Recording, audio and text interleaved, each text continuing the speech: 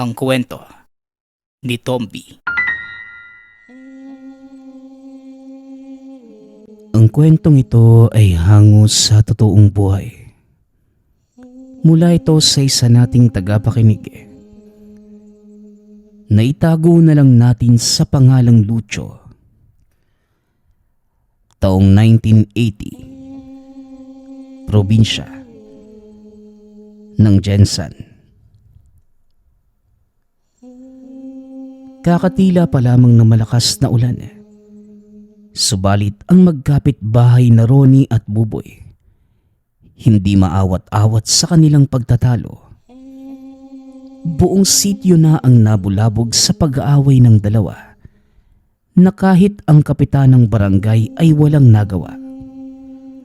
Halos lahat ng tanod ay naroon.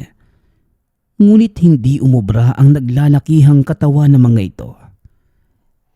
Walang pinakikinggan ang dalawa kundi ang galit lamang sa isa't isa. Ano ba? Gusto nyo bang iparating pa natin ito sa munisipyo at ipakulong ko kayong dalawa? Madadaan naman ito sa usapan. Bakit hindi nyo pag-usapan na lamang? Yung magaling mong mamamayan ang patigilin nyo kamo. Siya lang naman yung bukod tanging paulit-ulit na nagsisimula ng gulo eh. Nananahimik kami ni Nanay Doning dito. Pero yung si Buboy, gusto talagang manggulo eh. Abay, totoo naman. Aswang yung nanay mo. Nakita ko siya kagabi. Nasa silong namin. Nagkakasakit na ang nanay ko dahil sa nanay mong halimaw. Lintik na matandang yan. Mas lintik yung nanay mo. Pati ikaw. Mabuting tao ang nanay ko. May problema man siya sa pag-iisip pero hindi siya halimaw. Mas kayo pa nga yung halimaw eh. Tama na. Tama na. Magsitigil kayong dalawa. Walang aswang dito, Buboy. Ano bang pinagsasasabi mo? Kapitan, mismong mga mata ko na nakakita. Aswang hiyang si Doning. Nagkukunwari lang siyang baliw pero ang totoo, isa siyang aswang na mamamatay tao. Sa galit ni Ronnie, sinugod niya si Buboy at walang kung ano-anong pinagsusuntok. Mabilis kumilos ang mga tanod at kagad pinaghiwalay ang dalawa. Sa galit ng kapitan ay kiniladkad sila papunta sa munisipyo. Samantala, napamura si Lucio na nanonood mula sa bintana ng bahay. Nainis sa biglaang paghinto ng pangyayari. Natutuwa na sana sa nakikitang bakbakan. Ngunit ngayon, wala nang mapanood. Ay nako, sayang naman. Wala na tuloy tayong panonoorin. Astig na sana ng galawan ni Ronnie. Ito talagang si Kapitan. Kahit kailan panira eh. Oy Lucio, ikaw ha. Ginawa mo ng katatawanan yung mga kaguluhan dito sa lugar natin. Nakita mo naman kung gaano kaseryoso yung nangyayari. Ginawa mo pang katuwaan. Wala ka na ba talagang magawa sa buhay mo? Isa ka pa eh. Pareho lang kayo ni Kapitan Julio. Mga panira. Mahinang wika ni Lucio. Ngunit nadinig pala ito ng kapatid. Kaya nakatanggap ito ng kaltok mula kay Leandro. Umayos ka ha. Punta mo na nga lang si tatay sa bundok. Kaninong umaga ka pa inutusan na tumulong sa pag-uling. Pero pagiging tsismosong inuuna mo, kalalaking tao mo eh. Nye, palibhasa kasi. Wala kang pakialam sa mga nangyayari sa paligid. Hindi na talaga ako magtataka kung mamaya puro katanong dahil nahuhuli ka na sa mga ganap. Diyan ka na nga. Nye, mukha mo. Ang tanda-tanda mo na. Umaasta kang bata. Bilisan mo nang pumunta ng bundok. Paniguradong pauwi na si tatay sa mga oras na to. Sobrang bagal mo eh. Pahabol na sigaw ni Leandro. Mas lalo pa itong nainis nang humarap ito sa kanya at pinagbelatan pa ito. Dali-dali naman siyang dumampot ng bato ngunit hindi na naabutan. Ang kambal ay parehong 25 anyos na mga sandaling yun. At sa murang edad, maagang nahubog sa lihim na karunungan dahil ang dalawang lolo, mga ama ng parehong magulang, ay mga antingero. Noong nasa pangangalaga pa lamang sila ng mga ito, walang ibang itinuro kung hindi paano puksain ang mga nilalang na may masamang balak sa mga tao, lalong-lalo na ang mga aswang. 2 beses na ding naisama sa panunugis ang magkapatid. Ngunit nang malaman ng mga magulang, hindi na sila pinayagan, pinauwi at inilayo sa mga lolo. Labag sa kalooban ng kambal ang nangyari. Napamahal na sila sa ginagawa at nais mahubog ng gusto sa lihim na karunungan. Subalit hindi rin nila kayang suwayin ang mga magulang. Napilitan na lamang sila at nagpakabuti bilang mga anak. Ngunit dahil likas na maloko si Lucio, palagi itong nasesermona ng ama. Tignan mo nga naman ang batang ito. Mag-aalas 5 na eh. Kaninang umaga pa kita inutusang pumarito. Tapos na ako sa pag-uuling.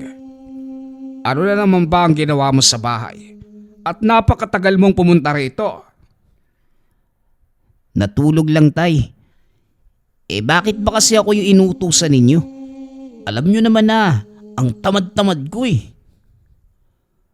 Hoy, wag mo kong maganyang-ganyan ha. Mabuti pa si Leandro. Marami nang nagawa. Nakapaglaba, nakakuha na ng panggatong, at nakapamalengke pa. Ikaw, anong nasimulan mo? Ang laki-laki ng katawan mo, Lucio eh. Gamitin mo naman para mapakinabangan. Buhatin mo ang 2 sako at ihatid kay Mang Moises. Ayusin mo ha. Bayad na yan. Ang bigat naman. Tapos ang layo. Dapat may sahod din ako ah. Kahit kailan talaga. Saan ka ba nagmana? Hindi kikilos kapag walang suhol. Bilisan mo na nga lang ang paghatid. Sa bahay tayo mag-usap. Dalian mo na. Kapag ikaw inabutan ng 7:00, malilintikan ka sa akin. Oo na po, tay. 2 sako lang. Kayang-kaya to ng kalahating oras eh. Basta yung pera ko, tay ah. Sigaw ni Lucio. Ngunit hindi na nadinig pa ng ama na nakalayo na. Napangiti na lamang siya nang makita ang nakapastol na kalabaw ni Mang Dencio sa unahan. Kinuha niya ito. Itinali ang balsa at kinarga ang 2 sako ng uling. Iiramin muna kita ha. Isasauli naman kita mamaya eh. Ikaw na din yung magsabi sa amo mong hiniram kita ha. Tara na. Pinalo niya ang puwet ng kalabaw gamit ang lubid. Lumakad ang hayop at minagtas ang daan papunta sa bahay ni Mang Moises. Pagkarating sa tahanan ng matanda, kaagad niyang binagsak sa lupa ang 2 sako. Hinintay ang paglapit nito. Kausap pa ng matanda ang naglalako ng prutas. Habang tinititigan niya ang lalaki, napakunot na lamang ang noo nang makaramdam ng pag-init ng dibdib. Nang kapkapin, hindi na maiwasang pagdudahan ang katauhan ng manlalako. Ngunit bago pa niya ito makumpronta, nakalapit na si Mang Moises at nakalayo na ito. O Lucio, anong problema? Tingin ka ng tingin sa manlalako ah. Gwapo ano? Kagad namang napakunot ang mukha ni Lucio nang madinig ang biro ng matanda. Maayos pa yung mga mata nyo ah. Pero ang labo pagdating sa pagpuna. Ang pangit kaya anong manlalakong yun. Tapos sasabihin nyo gwapo. Kulang yata kayo sa tulog, Manong eh. Ito naman, kung makapagsalita, akala mo kung sinong mas nakakatanda. Ikaw kahit kailan palagi mo nakakalimutang dalhin ng kabutihang asal ano. Yan na ba ang uling ko? Pakipasok na lang sa kusina. Hindi ko mabubuhat eh. Walang problema. Basta may bayad ah. Ang bigat niyan tapos 2 sako pa. Aba, o siya, dalihan mo na. Ako ang negosyante. Pero mukhang sa'yo lang ako malulugi ah. Binayaran ko na ang tatay mo niyan eh. Ay nako. Abutenga ang ngiti ni Lucio matapos makatanggap ng 10 piso mula kay Mang Moises. Kagad niyang ipinasok sa kusina ang 2 sako ng uling. Ngunit natigilan siya ng may maamoy. Tinignan niya ang buong paligid. Maliban sa mga kagamitang kusina, wala namang kahinahinala sa lugar. Ngunit merong matinding pag-alingasaw. Kilala niya ang ganitong amoy kaya't sinamantala ang pagkakataon. Habang walang nakatingin, isa-isa niyang sinuri ang mga gamit ngunit laking gulat nang may kumalabit. Kamuntikan pa nitong mahampas ng kawali ang taong yun. Uy, ano ba? Nanggugulat ka naman eh. Magsalita ka habang nasa malayo pa. Hindi yung tahimik na lalapit. Tapos mangangalabit bigla. Sino ka muna, iho? Ngayon pa nga lang kita nakita dito sa pamamahay ko. Ngayon nga lang din kita nakita eh. May reklamo ba ako? At isa pa. Tinitigang mabuti ni Lucio ang babae mula ulo hanggang paa at pabalik. Pakurap-kurap lamang din ito habang hinihintay ang muli niyang pagsasalita. Isa pa. Sino ka ba para sabihing pamamahay ko? Kabit ka ba ni Mang Moises? Yung galing ng Maynila. Kung ikaw nga, peke pala yung balita eh. Ang sabi nila maganda. Mukha ka namang mas mabuti pang umalis na nga lang dahil paggabi na. Paalam po ha. Wika ni Lucio at nagmamadaling umalis. Bago makalayo sa tahanan, muli niyang nilingon ang bahaging kusina at napailing na lamang sa nalaman. Pagkarating naman ng bahay, nakaabang na si Leandro sa kanya. Ang galing mo talaga eh no? Sinong nagsabi sa'yo na kunin mo yung kalabaw ni Mang Densyo? Alam mo bang natataranta yung matanda kakahanap ng alaga niya? Nakarating na yata yun sa kabilang barangay eh. Oh, bakit galit na galit ka? Hiniram ko lang naman saglit. At sinuli ko na rin. Naitali ko na pabalik doon. Ikaw kaya ang itali ko? Hoy Lucio, umayos ka. Pati si tatay hindi na alam kung paano ka didisiplinahin eh. Kayo lang naman yung grabing makapagbigay ng reaksyon eh. Saka na kayo magalit kung kinatay ko yung kalabaw. Hindi naman ah. Pumasok ka na nga ng bahay. Dahil ikaw ang kakatayin ni tatay. Inutusan ka rin pala na ipasok yung panabong pero hindi mo ginawa. Sana naman natin hahanapin yun ngayon gabi. Ngunit hindi pinakinggan ni Lucio ang sinabi nito at dali-daling nagsalita. Hindi ba usap-usapan na may kabit si Mang Moises na galing Maynila? Nakaharap ko yung babae kanina eh. Hindi ako pwedeng magkamali. Isa yung aswang. Halata naman eh. Naaamoy ko rin yung samyo niya. Ang tindi ng pag-alingasaw. Natigilan si Leandro. Nagdadalawang isip na paniwalaan ng kapatid. Sa pagkaloko nitong taglay, nahirapan siyang maniwala. Subalit hindi rin may tatanggi ang husay nito sa pagtukoy kung sino ang aswang. Lucio, nadidinig mo ba yung sarili mo? Ang ganitong bagay ay hindi na pwedeng gawing biro. Nakita mo naman si Buboy kanina eh. Pinaghihinala ang aswang si Aling Duning. Tignan mo ang sinapit. Dinala ng munisipyo. Kaya ikaw kung hindi ka sigurado, huwag mo nang sabihin sa akin. Paano kung sigurado ko? Maniniwala ka ba?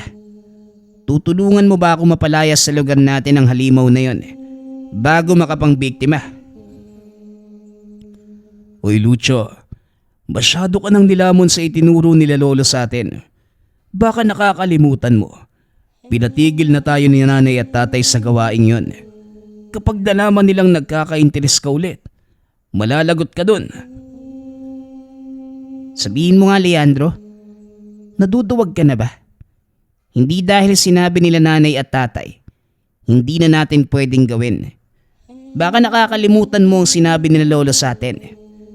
Ngayong may alam na tayo sa lihim na karunungan, kaya wala nang dahilan para isa walang bahala ang mga kasama namang nilalang na yan. Buhay natin mga tao ang nasa peligro, kaya pag-isipan mo. Yan, diyan ka magaling. Lalabas lang yung pagiging magalang mo kapag may gusto kang gawin. Lucho, saka mo na isipin ang bagay na yan. Kapag may matibay ng ebidensya na aswang nga yung kabit ni Mang Moises, at kilala mo rin yung manong na yun, di ba? Dating kriminal at hindi siya magdadalawang isip na kalabitin ng gatilyo. Diyan sa ulo mo kapag nagpakalat ka ng balita. Laban sa kalaguyo niya na wala ng katotohanan. Pag-isipan mo rin yan. Wika ni Leandro bago iniwan ang kambal. Napabuntong hininga na lamang din si Lucho. Nang sumapit na ang oras ng kanilang hapunan, nanibago si Tatay Tiago dahil sa pananahimik ng dalawang anak. Nasanay ito na kahit sa hapag, nagbabangayan ngunit ngayon ay daig pa ang sementeryo sa sobrang tahimik. Palipat-lipat ang tingin niya sa dalawa at napansing wala talagang balak na magsalita kahit isa sa kanila. Pinukpok niya ang kutsara sa tasa na lumikha ng ingay.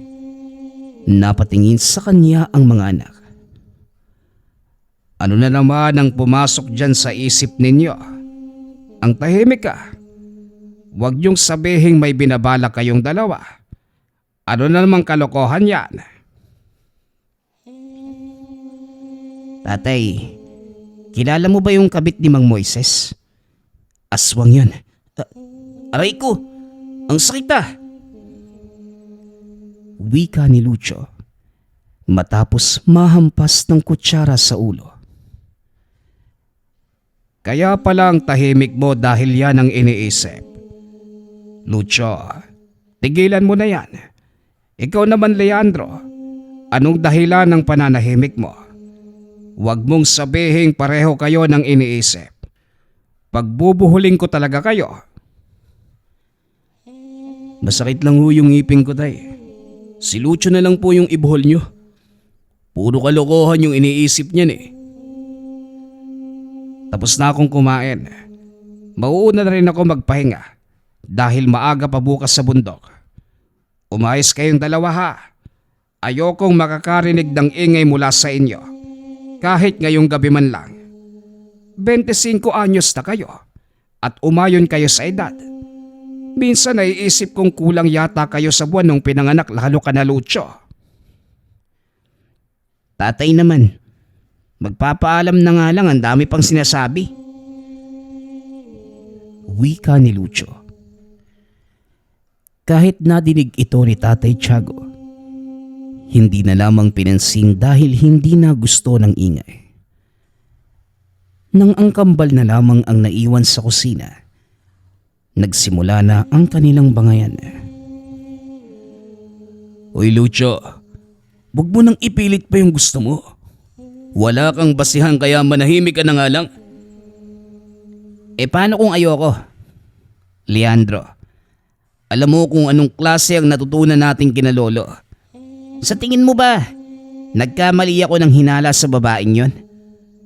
Kung magkaganon man, sa tingin mo ba hindi ako nakinig sa mga itinuro nila lolo? Sagutin mo nga ako. Lucio, delikado dahil hindi lamang aswang ang makakalaban mo, maging ang dating kriminal na si Mang Moises. Sa tingin mo ba, hayaan ka lang niya sa binabalak mo? Sa oras na matunugan niya yan, may baril nang nakatutok sa ulo mo. Mamili ka, kaligtasan o kamatayan. Mamili ka rin. Pananahimik o kaligtasan ng lahat ng tao sa lugar natin. Alam mo kung paano kumilos yung mga aswang. Mas animal pa kaysa kriminal. Si Mang Moises pwede nating kumbinsihin.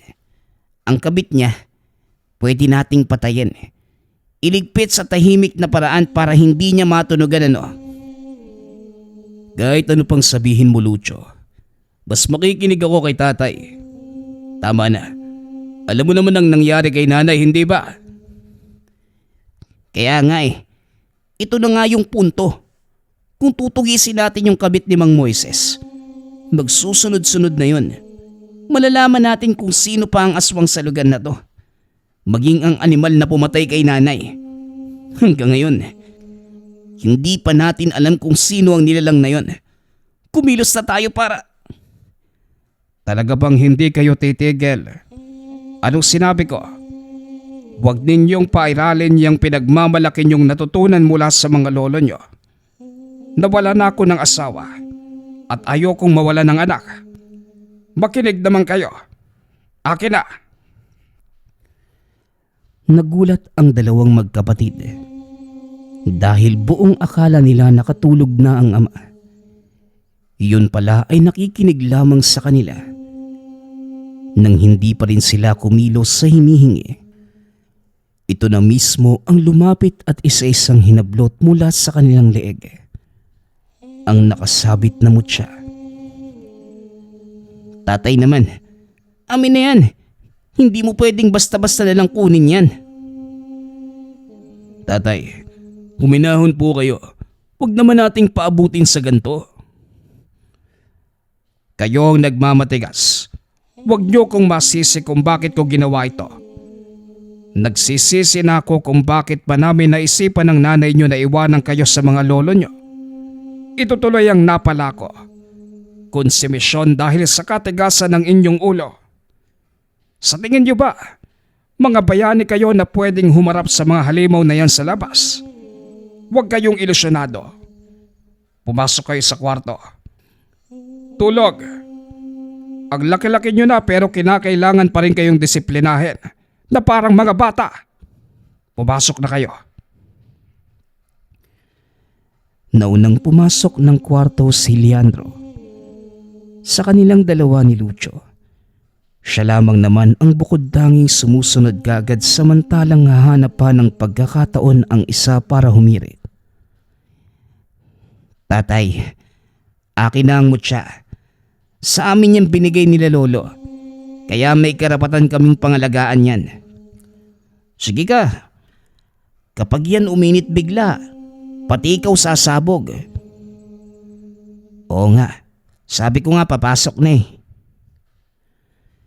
Napayuko na lamang si Lucio matapos makitang masamang nakatitig ang ama sa kanya. Tumigil na rin sa kadaldalan bago pa mapalo ng anumang bagay na madampot. Pagpasok ng kwarto, doon ipinagpatuloy ang hinaing. Ito talagang si tatay. Kahit kailan walang suporta sa atin eh. Humahanap na nga tayo ng paraan para mabigyan ng hustisya yung pagkamatay ni nanay. Ganito pa yung gagawin sa atin. Leandro, ikaw yung mabait sa ating dalawa eh. Baka kaya mong kumbinsin si Hoy, nambubuso ko na naman ba sa kapitbahay natin? Natigilan si Lucio matapos makitang nakatingin sa kapitbahay si Leandro. Lumapit din ito at nakiusyoso. Hindi ko alam. May pagkabastos din pala tong kapatid kong mabait no? Nakakabigla. Wika ni Lucio sa sarili. Nang makita ang anak ng kapitbahay na naliligo sa labas, kaagad naman siyang sinuntok ni Leandro. Uy tanga, hindi si Maricar yung tinitignan ko. Yung halimaw yung pinagmamasdan ko. Tinignan ni Lucio ang itinurong direksyon ni Leandro na nasa hindi kalayuan. Mga ilang metro mula sa kinatatayuan ng naliligong kapitbahay. Nakatayo doon ang isang aswang na anumang oras aatake sa babaeng walang kamalay-malay. Tignan mo na. Sabi na sigurado kung ang kabit yan ni Mang Moises. Manahimik ka. Paano kung may makarinig sa'yo? Malaking gulo yung aabuti natin dyan sa bibig mong walang preno eh. Wika ni Leandro habang mariing tinakpa ng bibig ng kapatid. Nagwala naman ito at kinagat pa siya. O sige, ano naman ngayon? May aswang. Tutunganga na lang ba tayo? Tara na. Kinaladkad ni Lucio si Leandro palabas. Naging maingat din upang hindi matunugan ng ama ang kanilang gagawin. Kanya-kanya sila sa pagkuha ng itak at saka nagmamadaling lumabas. Dumaan sila sa bahagi kung saan mayabong ang mga halaman. Dahan-dahang lumapit sa kinalalagyan ng aswang. Ngunit bago makarating, huminto ng pigilan ni Leandro ang naunang kapatid. O anong plano mo? Sa tingin mo ba may laban tayo sa aswang na yan? Gayong wala sa atin yung mutya. Malalagay lang sa peligro ang mga buhay natin. Mag-isip ka ng mabuti. Sa todo ng pananalita mo, huwag mo sabihing naduduwag ka.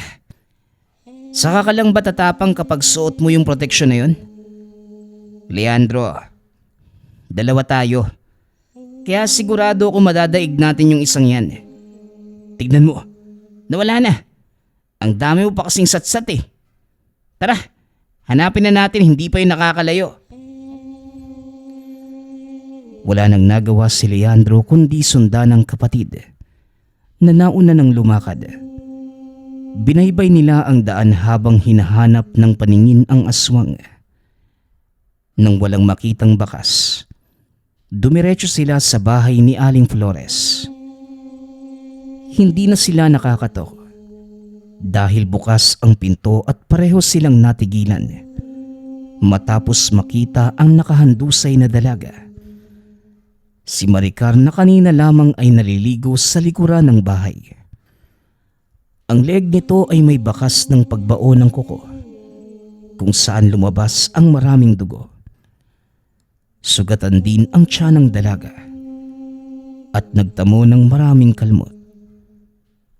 Nang sundan nila ang yapak sa kawayang sahig papunta sa bintana, nagmamadali silang lumabas para sana habulin ang nilalang. Subalit wala na silang naabutan. Wala na ang aswang. Hahanapin pa sana ngunit hindi na rin nagawa pa. Nang makitang paparating si Aling Flores na may buhat-buhat pang malaking nigo galing sa paglalako ng panindang kakanin sa bayan. Magandang gabi sa inyo mga iho. Anong atin at naparito kayo sa bahay ko na may dala pang mga itak? Nawala ang ngiti ng matanda nang makita ang patalim na hawak ng dalawa. Nagsimula na rin itong magtaka nang makita ang ekspresyon ng kanilang mga muka. Maricar, anak, nandiyan ka ba sa loob? Maricar! Patawad po, Aling Flores. Pero wala na po si Maricar. Nilusob po ng aswang at hindi po namin naabutan. Kaagad ng lumo ang matanda matapos makita ang anak na nakahandusay at naliligo sa sariling dugo. Sa lakas ng paghagulgol, nabulabog ang ibang kapitbahay lalong-lalo na si Tatay Tiago na nagmamadaling lumabas nang malamang wala sa bahay ang dalawang anak. Dali-dali pa nitong nilapitan sina Leandro at Lucio sabay hila palayo. Teka, bakit kayo nasa labas? Bakit may dala kayong itak? Halos lumuwa na ang mga mata ni Tatay Tiago sa panlalaki habang palipat-lipat na nakatingin sa dalawang anak. Bakit hindi kayo makasagot? Ang sabi ko kanina, matulog na kayo pagkatapos ng gawaing kusina. Pero bakit kayo nandito? Anong ginawa nyo? Tatay, may nakita kaming aswang. Gusto naming itaboy pero ito yung naabutan namin. Hindi namin. Hindi nyo nagawa dahil wala naman talaga kayong magagawa. Pumasok na kayo. Sabing pasok. Tara na, Lucho. Bago pa sumabog sa galit si tatay, huwag ka nang magtangka. Halika na. Hinila ni Leandro ang kapatid papasok ng tahanan. Kanya-kanya naman silang sika para maitago sa paningin ng mga taong nagsilabasa ng kanilang tahanan para makiusyoso sa nangyayari. Naghintay na lamang sila sa pagbalik ng ama upang magtanong kung anong naging ganap sa kabila. Lucho, Leandro, magmula sa oras na ito, hindi na kayo lalabas ng bahay. Subukan nyo lang sumuway. Ipapadala ko kayo sa bundok kasama ang rebelde niyong tsuhen. Manahimik ka na, Leandro. Wala nang lalabas sa ating dalawa. Dito lang tayo sa bahay para hindi maipadala sa bundok. Ayokong makasama yung isang mamamatay tao na si Tio Alberto eh. Kunot noong napatingin si Leandro sa kapatid na ngayoy nakahiga na sa higaan at nagkukunwaring tulog. Tatay, bakit naman po aabot sa ganito? Ano po bang nangyari sa labas? Mabuti at naitanong mo yan, Leandro. Ang nangyari sa labas, ito lang naman ang sinabi ni Aling Flores. Kapag hindi nahanap ang aswang na pumatay sa kanyang anak, kayong dalawa ang mananagot dahil kayo lamang naman ang naabutan sa tahanan nila kung saan namatay ang dalaga. Gulat na napatitig si Leandro sa ama. Napabalikwas naman ng bangon si Lucho. Teka lang, tay. Bakit naman kami ang nasisi? Wala kaming ginawang masama. Hindi kami ang pumatay kay Maricar. Aswang ang pumatay sa kanya. Sa tingin nyo ba may maniniwala sa inyo? Paanong hindi kayo ang paghihinalaan? Gayong may dala pa kayong itak. Maging ang mga kapitbahay, ganon din ang sinabi. Sa inyong dalawa mapupunta ang sisi. Halos pumutok na ang mga ugat sa leeg ni Tatay Tiago sa sobrang galit.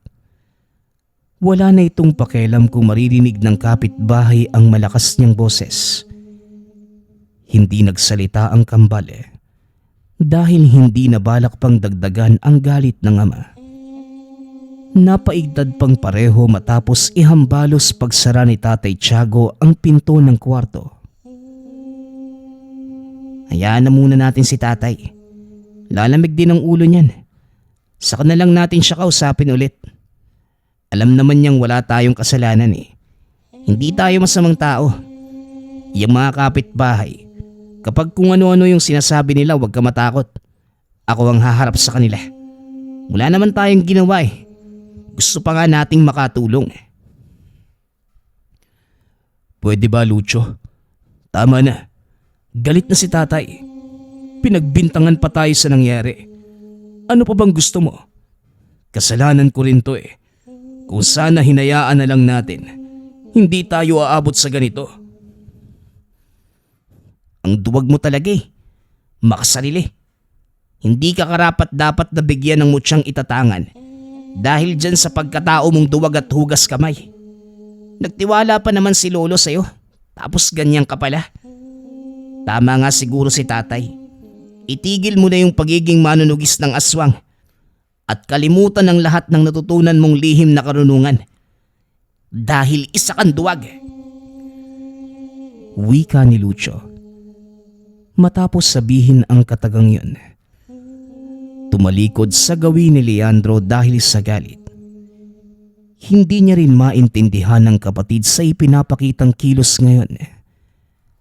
Kung dati-rati, ito pa ang nangunguna sa pumumuksa ng aswang noong nasa pangangalaga pa ng lolo.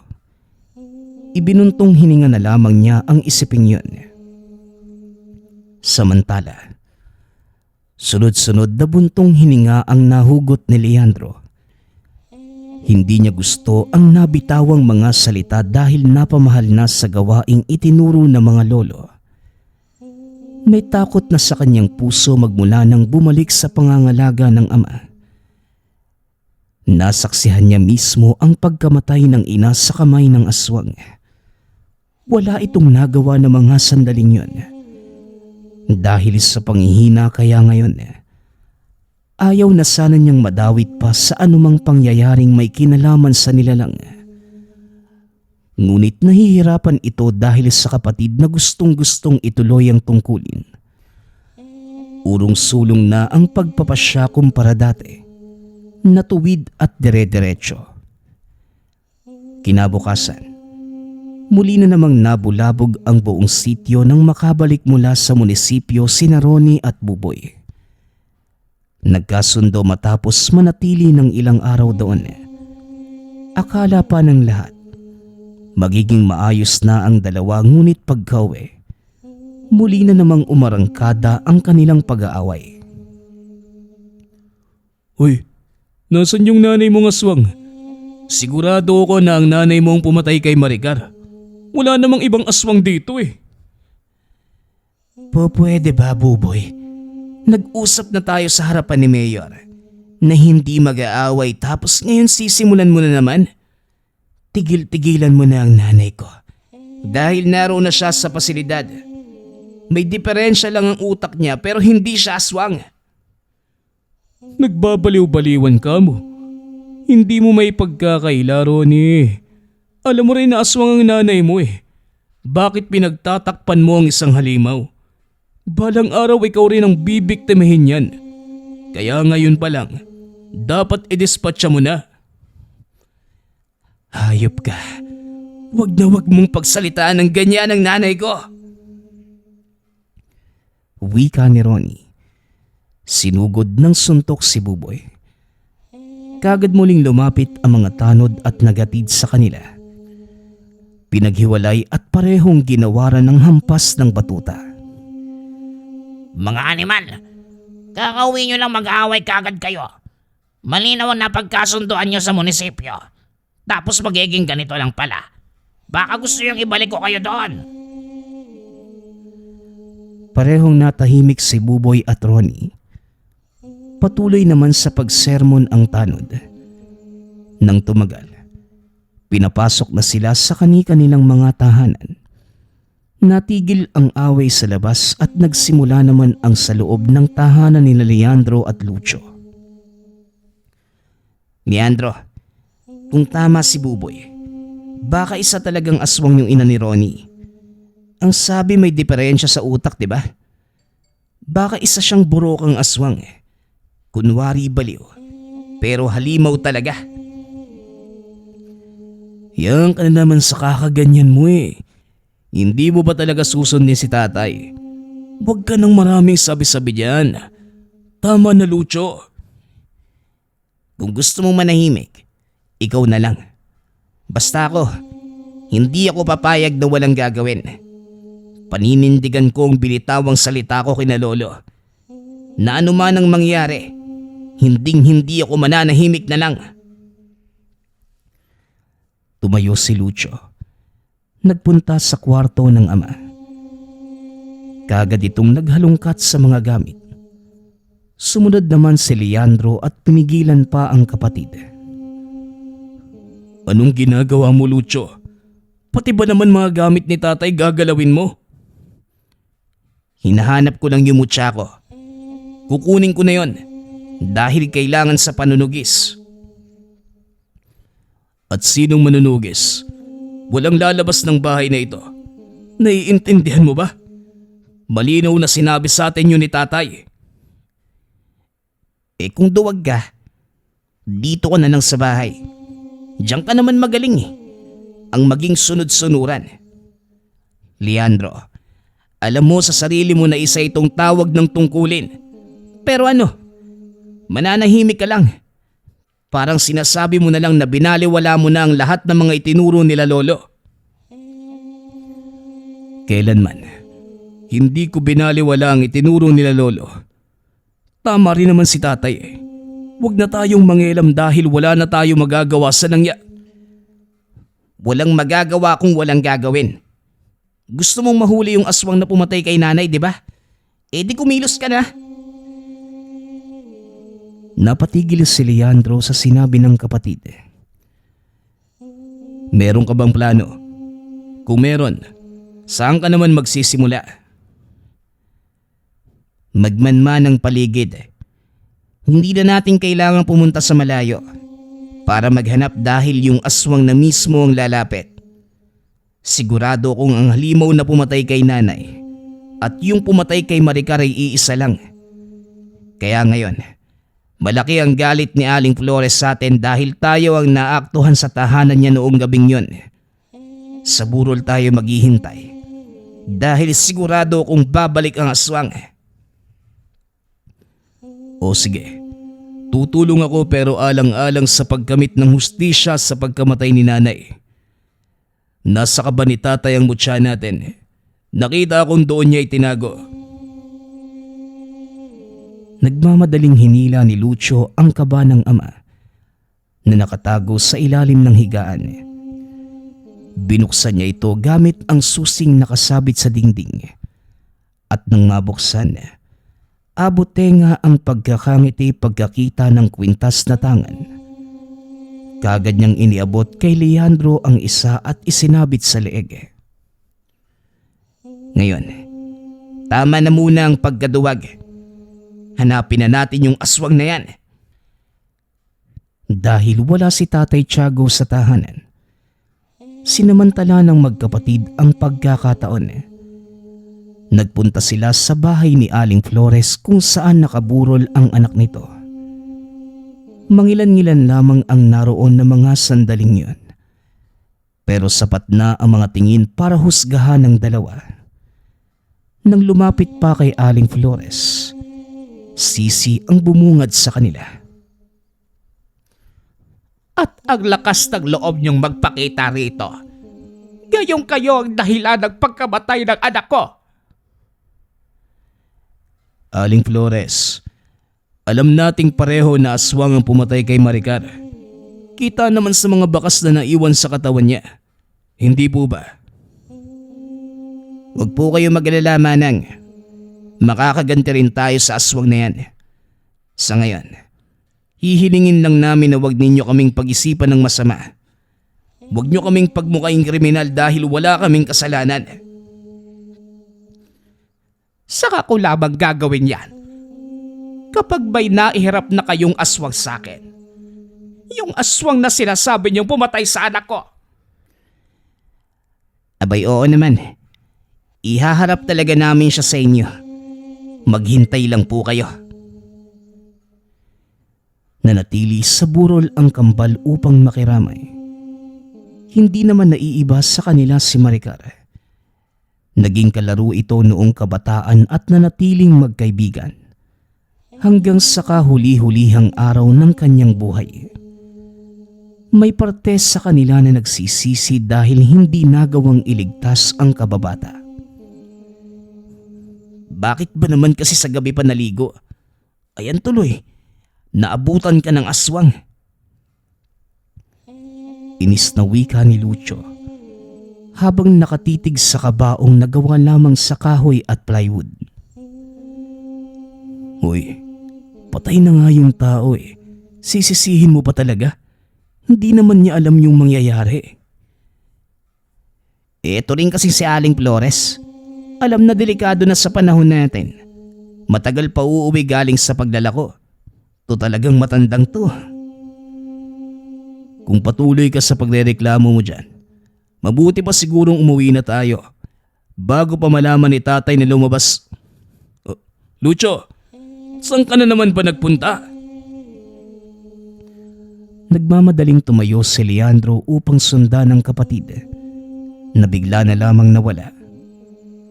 Nagpunta sila sa likuran ng tahanan ni Aling Flores kung saan direktang nakikita ang bahay ni Ronnie sa hindi kalayuan. Saradong-sarado ito at halatang walang katao-tao. Ngunit laking gulat nila nang makita ang ina nitong may diferensya sa utak. Nakaupo ito sa silong at nang mapatingin sa kanilang gawi, nagmamadaling umalis. Tignan mo, Leandro. Hindi talaga ako nagkakamali. Nag-init din ang tangan mo, hindi ba? Kumpirmadong aswang ang nanay ni Ronnie. Hayaan na muna natin sa ngayon dahil may araw pa. Mamayang gabi na natin tugisin kung kailan lalabas ang pagiging halimaw niya. Ibig sabihin, tama nga si Buboy. Pero bakit ngayon lang napansin ng tangan natin na may aswang tayong kapitbahay? Bakit hindi pa noon? Naaalala mo ba yung sinabi ni Lolo? Ang burokang lahi ng aswang. Merong proteksyon para hindi madaling maamoy ng anumang pangontra ang kanilang pagkaaswang. Pero ngayon, mukhang nakalimutan siguro ang proteksyon. Kaya natunugan ang mutya natin. Hayaan mo lang siyang matarantang tumakbo. Sa mga palad din natin babagsak ang isang yan mamayang gabi. Wika ni Lucio habang nakatitig sa matandang natatarantang tumakbo palayo habang palingon-lingon sa kanila. O sige, ayoko rin namang tumugis ng aswang na nasaan yung tao pa eh. Mas mabuti na yung nasaan yung halimaw para sigurado. Umuwi na muna tayo. Maya-maya padating na si tatay. Itago mo ng mabuti ang tangan mo kung ayaw mong makuha niya ulit. Umuwi ang dalawa sa tahanan. Sakto namang nakapasok ay dumating si Tatay Tiago. Upang hindi mahalata, kagad silang kumilos sa gawaing bahay. Pagsapit ng gabi, dumarami ang tao sa tahanan ni Aling Flores. Nakikiramay. Gusto sana nilang pumunta ngunit dahil kay Tatay Tiago, hindi sila makalabas. Ako nang makikiramay doon. Mainit ang ulo ni Aling Flores sa inyo. Bagay nga mga kapitbahay na nakarinig sa usapang kayo ang naabutan sa bahay noong gabing namatay si Maricar. Ako na ang gumawa ng paraan para malinis ang pangalan ninyo. May uling sa likod. Yun na lamang ang pagkaabalahan nyo. Isilid ninyo sa plastic. Tigis ang kilo bawat isa. Ayusin nyo. Nang tuluyang makalis ang ama, nagmamadaling lumabas sina Leandro at Lucio para magawa ang iniutos. Hindi naman nagtagal na ngalahati na sila sa gawain dahil isang sako lang naman lahat ng uling.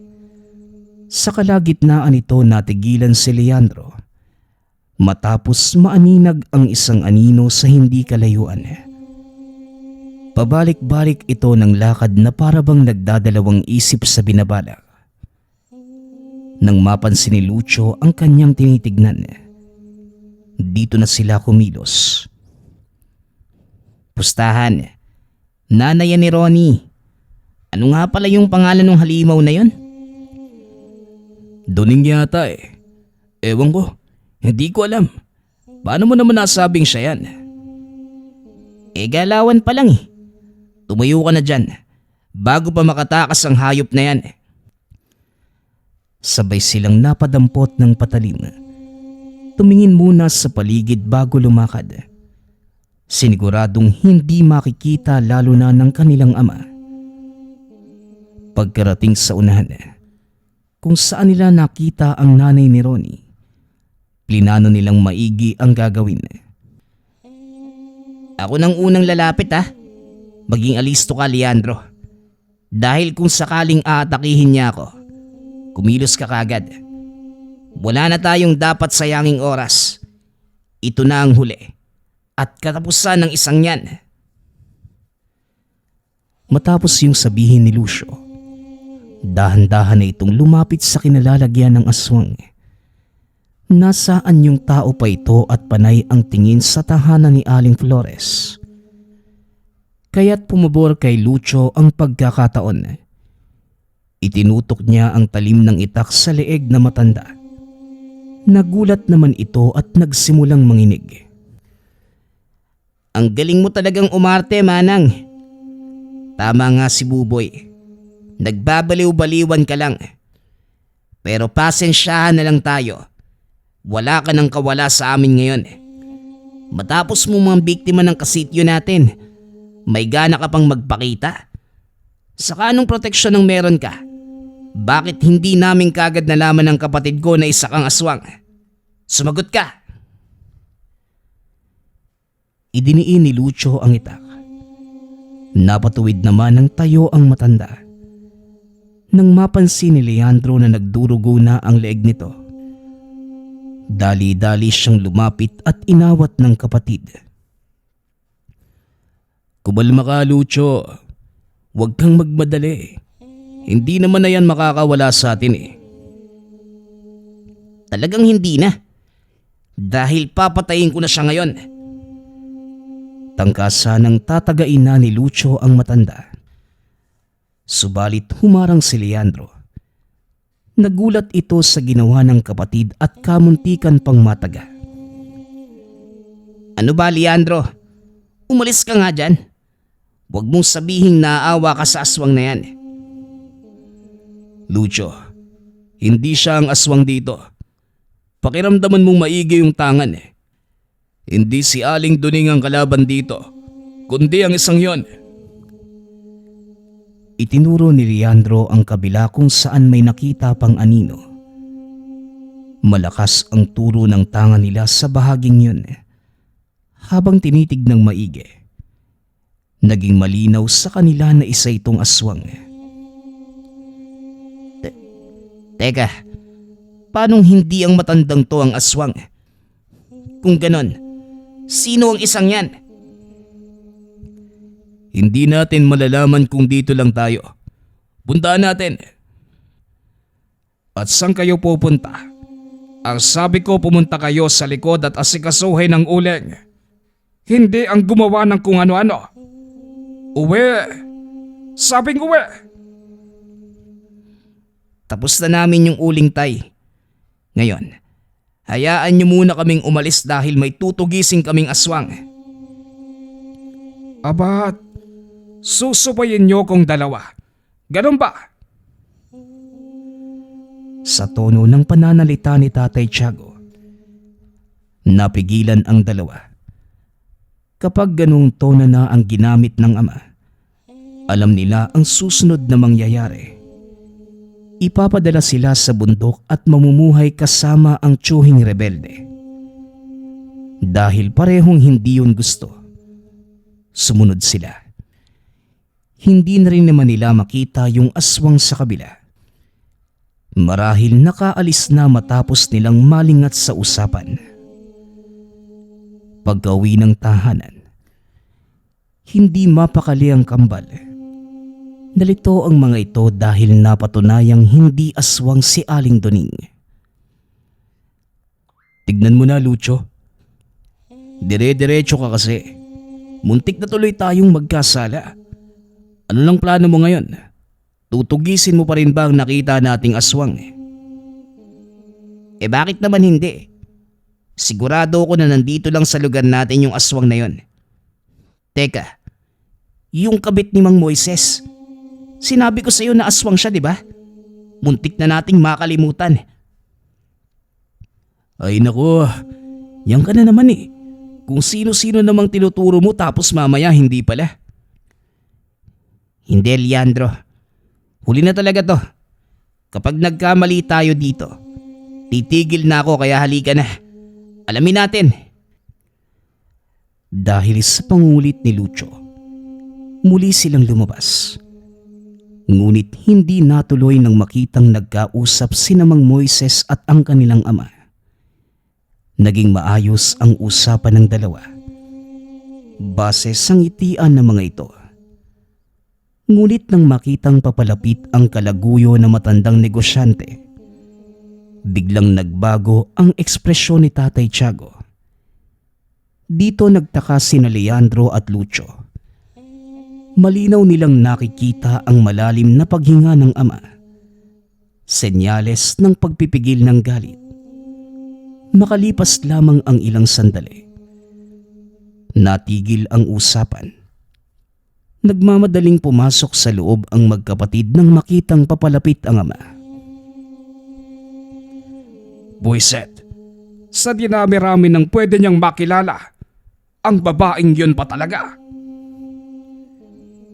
Hindi na sila nagtanong dahil kilala nila ang tinutukoy nito. Si Mang Moises, na naging matalik na kaibigan ng ama. Hindi na lang sila madalas nagkikita at nag-uusap sa ngayon. Bakit po, tatay? Anong meron sa babaeng kinakasama ni Mang Moises? Napatingin si Tatay Tiago sa mga anak. Hindi makasagot. Nangingibabaw ang paninikip ng dibdib buhat sa pag-alala ng nakaraan. Wala. Huwag yun ang pansinin pa. Marami lang pumapasok sa isipan ko kaya ganito. Magsitulog na kayo. Gabi na rin. Siya po ba yung aswang na pumatay kay Nanay, Tay? Habang tumatagal, napagtanto ko na kamukha ng babaeng yun yung aswang na umatake kay Nanay noong gabing yun. Tama po ba ako? Lucio, kita mo nang wala sa kondisyon si tatay para pag-usapan yan. Huwag muna ngayon. Hindi. Sagutin mo ako, Tay. Tama po ba? Ang babaeng yun po ba ang pumatay sa asawa mo? Sa nanay namin? Kapag sinabi kong oo, anong gagawin niyo? Papatayin niyo ba siya? Tutugisin katulad ng itinuro ng mga lolo ninyo? Siyempre po, Tay. Dahil walang ibang kabayaran ng aswang na pumatay kay nanay, kundi kamatayan lang. Madiing wika ni Lucio. Diretsyong nakatitig sa mga mata ng ama. O sige, patayin niyo ang babaeng pumatay sa nanay ninyo. Maging si Leandro ay nagulat sa sinabi ng ama. Ngunit nang makita ang emosyon sa mga mata nito, siya na mismo ang nauna sa paglabas. Kagad namang sumunod si Lucio at dumiretso sila sa burol kung saan naroon pa ang babae. Naghintay sila ng pagkakataon. Nang magpaalam na ito kay Mang Moises na mauuna sa pag-uwi. Dali-dali nila itong sinundan. Katulad ng inaasahan. Hindi sa bahay ang punta nito, kundi sa ibang tahanan upang makapangbiktima. Tignan mo nga naman. Walang takot ang pesting to. Malapit lang sa burol ang bahay na gustong biktimahin. Maraming tao. Leandro? Anak ng tatay. Nawala ka agad ah. Napatingin si Lucio sa paligid sa paghahanap ng biglaang pagkawala ng kapatid. Naalerto ito nang makitang lumapit sa babaeng nag-anyong aswang. Nagmamadali na rin dahil sa kanilang dalawa. Mas maalam ito sa pakikipaglaban. Si Lucio ay may pagkamabagal at minsay malamya ang kilos. Saktong nakalapit siya ay tangka ng kakalmuti ng nilalang si Leandro. Mabuti na unahan niya. Nagawang mataga diretso sa muka. Sa lalim ng sugat ay nagwala ito na naging dahilan upang maagaw ang atensyon ng lahat. Tatakas na sana ito, ngunit hindi na hinayaan ng magkapatid. Sinigurado nilang wala ng kawala at tinaga ng tinaga. Hindi naman nangialam ang mga taong nanonood. Sa halip ay inengganyo sila na patayin ng nilalang. Dahil sa sigaw nila, nadagdagan ang lakas ng loob nila Lucio at Leandro para tuluyang mapatay ito. Makalipas lamang ang 1 minuto, humandusay na lamang sa lupa ang aswang at wala ng buhay. Aba, magagaling pala itong mga anak mo, paring Tiago. Tignan mo nga naman, naitumba nila ang aswang. Mabuti nga dahil kung hindi tayo ang mapapatay. Hoy tanda, ang lakas ng loob mong magsalita. Gayong may kasalanan ka rin dito. Kung hindi mo dinala sa lugar natin ang pesting to, hindi na sana nadagdagan ng biktimang namamatay. Ang aswang na ito lang naman, siya ang pumatay sa nanay namin, ang nambiktima sa pamilya ni Buboy, at ang pumatay sa anak ni Aling Flores na dinadamayan natin ngayon. Saglit na natahimik ang lahat, lalo na si Mang Moises. Napilit iniintindi ang nadinig. Oo, Mang Moises, ang aswang na ito, ang kinakasama mong babae. Minsanan ka na nga lang magmahal sa isang aswang pa na naging dahilan kung bakit namatayan ang sityong to. Inawat din naman kagad ito ni Leandro. Hindi na rin nakapagsalita si Mang Moises dahil kung ano-anong salita na ang binabato ng mga tao sa kanya. Napilitan na itong umalis dahil napag-initan ng lahat. Hinding-hindi ko malilimutan ang aswang na ito. Siya ang umatake sa nanay niyo noong gabing yon. Wala na tayong dapat ipag-alala patay. Patay na ang isang yan. Nabigyan na natin ng hustisya ang pagkamatay ni nanay at ng iba pa nating kapitbahay. Hanga din ako kay Mang Moises. Nakayanang tumabi sa isang halimaw. Kadiri. Pagpasensyahan niyo na rin kung napagsalitaan ko kayo. Alam ko namang kaya niyong gawin pero natatakot ako na baka bumaligtad ang pangyayari at kayo ang mawala sa akin. Pero hindi kami trinador ng pagkakataon. Magtiwala lang kayo sa amin, Tay. Tignan mo, napatay namin. Kami pa. Magmula ng gabing yon, dahil sa nangyari, unti-unting inalis si Tatay Tiago ang takot para sa mga anak at sinimulang intindihin ang natutunan ng mga ito mula sa lihim na karunungan. Ngunit hindi niya mapigilang mangamba kapag nasa labas sa mga anak. Ngunit sinigurado naman ni Leandro at Lucio na walang mangyayaring masama sa kanila hanggat hawak nila ang mutya at magkasama silang dalawa. Walang laban na hindi nila mapagtatagumpayan. Nagpapasalamat nga pala ako sa lahat ng sumusuporta sa ating channel. Nawa ay patuloy niyong suportahan at pakinggan ang ating mga kwento. Hanggang sa muling pakikinig. Paalam.